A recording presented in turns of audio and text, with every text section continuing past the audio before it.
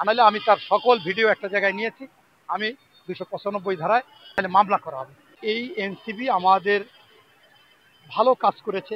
সবসময় যুগে যুগে কিন্তু ন্যায়ের পক্ষে দাঁড়ায় ছাত্ররা, এরপর হলে শ্রমিক, এরপর কিছু যারা নিঃস্বার্থপর জনতা। ছাত্ররাই প্রথমে কাজটা করে, শ্রমিকরাও করে। এই ছাত্ররা এদের দিয়ে কিছু অপকৌশল করা হয়েছে। বাংলাদেশের দেশপ্রেমিক কিন্তু সেনাবাহিনী। ৭১ সালেও আপনারা দেখেছেন তাদের ভূমিকা। ৯০-এর আন্দোলনে সেনাপ্রধান নুরুদ্দিন সাহেব স্পষ্টভাবে এরশাদকে জানাই দিয়েছে আর একটা গুলি ছাত্রদের উপর চালাইতে পারবে না। এরশাদ পদত্যাগ করতে বাধ্য হয়েছে। আর আমি তো মনে করেন এই জুলাই আন্দোলনে একদিনও বাদ দিই, আমার সন্তানকে নিয়ে রোজ আসে। ৩ তারিখ থেকে আমি দেখতেছি সেনারা গুচুর গাচুর করতেছে, মানে শেখ হাসিনার সাথে আমরা থাকবো না। এই সাহসে কিন্তু আমরা ছাত্ররা সবাই সাহস পেয়েছি। এবং সেই সময়ও কিন্তু শেষ যে শেখ হাসিনা গর্ব করে বলতো যে শেখ হাসিনা পালায় না, সেই শেখ হাসিনাকে যখন সেনাপ্রধান জানিয়ে দিয়েছে যে আপনার সাথে আমরা নাই, তখনই কিন্তু পালাবে তো দূরের কথা, কাপড় টাপুর খুইলা দৌড়াচ্ছিল, মানে পালাই যেতে বাধ্য হচ্ছে। তাই এই সেনাদেরও কিন্তু এই এনসিবি বিতর্কিত করেছে, কিন্তু ওরা কিন্তু কৌশলে করেনি জামাত। আবার দেখেন, এই সরকার এসে বলেছে আমাদের বসাইছে ছাত্ররা, এটা কিন্তু সঠিক বলে না, বলা উচিত ছিল ছাত্ররা, জনতা, রাজনৈতিক দল। বলছে এখন ছাত্রদের দ্বারা সেই সরকারকেও বিতর্কিত করতেছে। এখন আমার কাছে স্পষ্ট মনে হয়েছে যে টোটালি এই ৫ই আগস্টের পর বাংলাদেশের ষড়যন্ত্রকারী দল হচ্ছে জামাত ইসলামী, এবং তারা ষড়যন্ত্র করেই যাচ্ছে। এইটা বিএনপি টের পাইছে, আমি টের পাইছি অনেক আগে, বিএনপি টের পাইছে, সবাই টের পাইছে, এনসিপি বাবারাও টের পাইছে।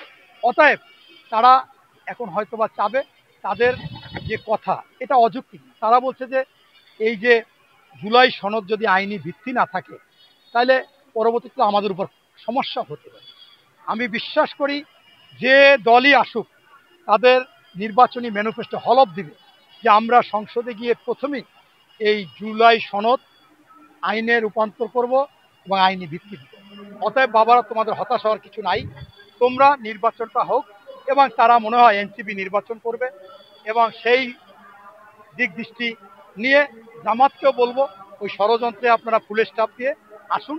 বাংলাদেশের জনগণের যদি আপনারা কল্যাণ চান, আমরাও কল্যাণ চাই। এতদিন আন্দোলন করেছিলাম, মানুষের অধিকার চাই, আমরাও অধিকার চাই। তাই একটা নির্বাচন হোক, সেই নির্বাচনে আপনি আসুন, যে আসো। আপনি তো অনেকবার বলেছেন আপনারা যে আমরা ৩০০ আসন পাবো, আমরা ক্ষমতায় আসবো, বিএনপি টাইনে টুইনে বিরোধী দল আইতে পারে।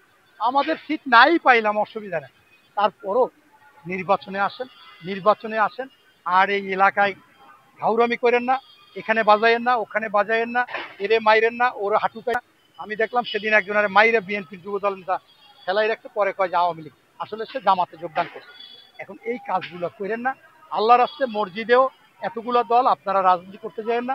আপনাদের আমিররা, সিনিয়ররা যদি বলে যে আপনার ওই যদি রাজনীতি করতে না দেয় মসজিদে, করতে পারবে না, নাউজুবিল্লাহ, এই ধরনের কথা বলি না।